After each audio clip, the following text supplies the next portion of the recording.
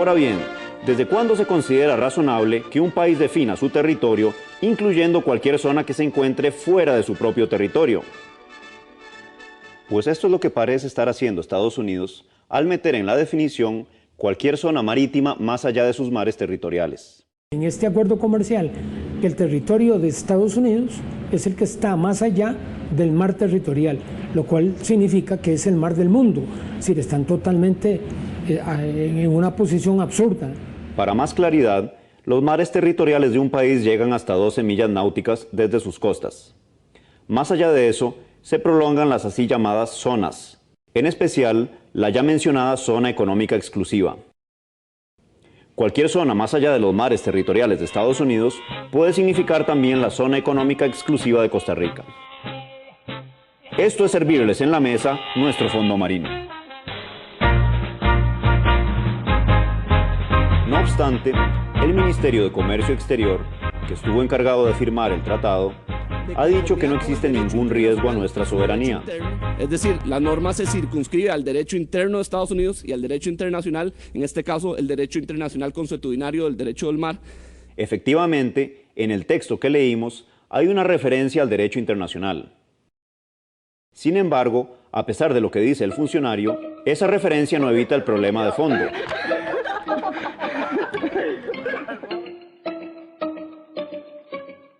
Para empezar, los Estados Unidos no son firmantes de la Convención de Derecho del Mar. Eso significa que no reconocen las 200 millas náuticas ni los recursos marinos del suelo y el subsuelo.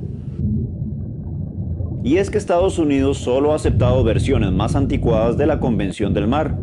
Y es quizás a esto a lo que se refiere cuando habla vagamente de derecho internacional. Pero Estados Unidos sí pretende tener un control del mar, del mundo, más allá de las 12 millas náuticas de Estados Unidos. De tal manera que técnicamente, desde el punto de vista estadounidense, el mar de Costa Rica no se vería así, sino así. Estados Unidos ni siquiera es parte de un acuerdo internacional sobre tratados comerciales llamado la Convención de Viena, que lo obligaría a aceptar todo lo que dice la Convención del Mar por costumbre.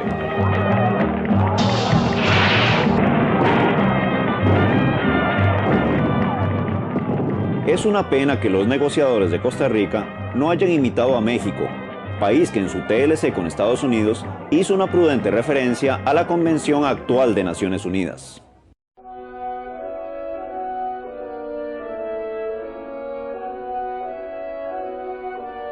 Ahora bien, quizás usted esté pensando que el riesgo se disipa gracias a que el TLC debe respetar nuestra Constitución y que en el TLC Costa Rica define su territorio apelando a la máxima ley.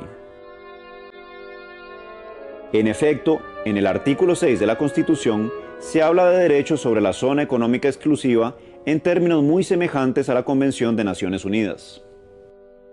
Pero aunque parezca difícil de creer, el artículo 6 de la Constitución no reclama soberanía del suelo y subsuelo marino en nuestra zona económica exclusiva, solo una jurisdicción especial. En cambio, en el artículo 56 de la Convención del Mar se dice claramente que cada país ejerce una soberanía del subsuelo de esa zona y de sus recursos. Esto significa que nuestra Constitución, redactada antes que la Convención del Mar, nos limita a una débil jurisdicción ante un fuerte reclamo de soberanía estadounidense en el TLC. Un mayor problema que todo lo anterior es que Estados Unidos no suele respetar las constituciones extranjeras en lo que al mar se refiere. Por citar uno de muchos posibles ejemplos, Canadá ha definido en su derecho interno las aguas de su región ártica como de control exclusivo, pero Estados Unidos ha violado a su gusto la soberanía canadiense, enviando submarinos nucleares sin pedir permiso, como en el caso del USS Charlotte en el 2005, que generó un fuerte conflicto internacional.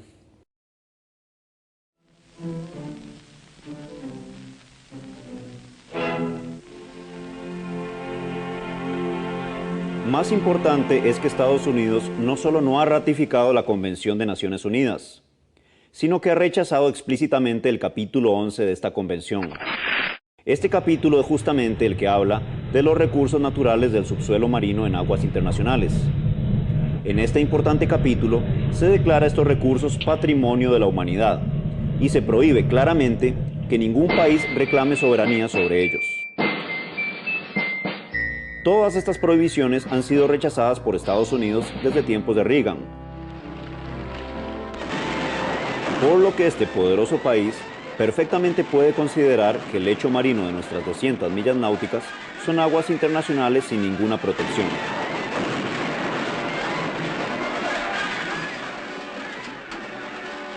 En resumen, únicamente reconoce los Estados Unidos la existencia de una franja de 12 millas a lo largo de las riberas de los países, y más allá de esas 12 millas es terreno abierto para exploración, para explotación y para extracción con fines comerciales.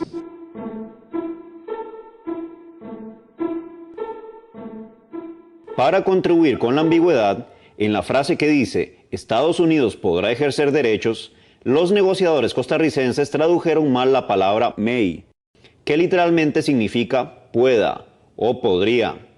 En cambio, la tradujeron por podrá, volviendo el texto en español algo más parecido a un derecho que van a adquirir los Estados Unidos que a una condición de hacerlo.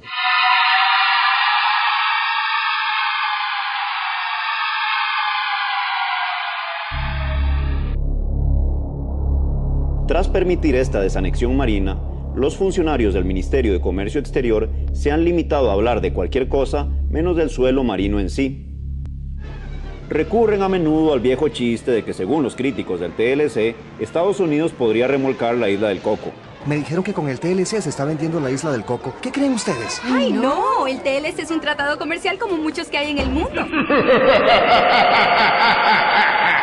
Pero cuando estos señores se ven obligados a hablar de la placa de cocos, entonces dejan de reír. Y como no pueden cambiar ya de tema, tienen que cambiar de tratado. La definición de los Estados Unidos, como nos decía don Rafael, hay que leerla en el contexto de cómo está en la norma. Dice, la parte que a él expresó alguna inquietud: cualquier zona que se encuentre más allá de los mares territoriales dentro de los Estados Unidos, dentro de la cual...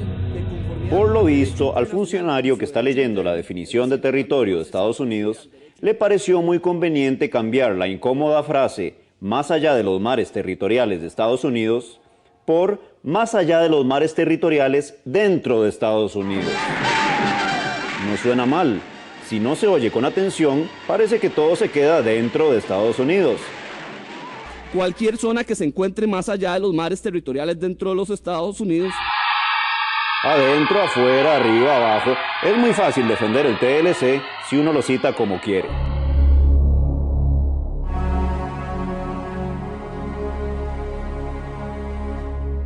Bajo estas condiciones, Costa Rica podría ser el primer país en la historia de la humanidad que entrega la soberanía de la mayor parte de su territorio y de sus riquezas de una manera voluntaria. En la historia de las guerras, hay rendiciones incondicionales que han sido menos severas para los países derrotados. Ahí es donde yo caigo en la cuenta y llamo la atención de los costarricenses y de los políticos, de nuestros empresarios inclusive, de la gran riqueza que tenemos y el potencial del desarrollo que tiene Costa Rica. No es posible que por un error de unos muchachos que van a negociar un TLC, que posiblemente ignoran mucho de esto, vayamos a cometer un error tan grave, ¿verdad? Históricamente muy grave. Es sencillamente haber traicionado la patria y la gesta del 56, que fue una lucha por nuestra soberanía. En este momento ese es el asunto fundamental, una lucha por nuestra soberanía sobre los fondos marinos de Costa Rica.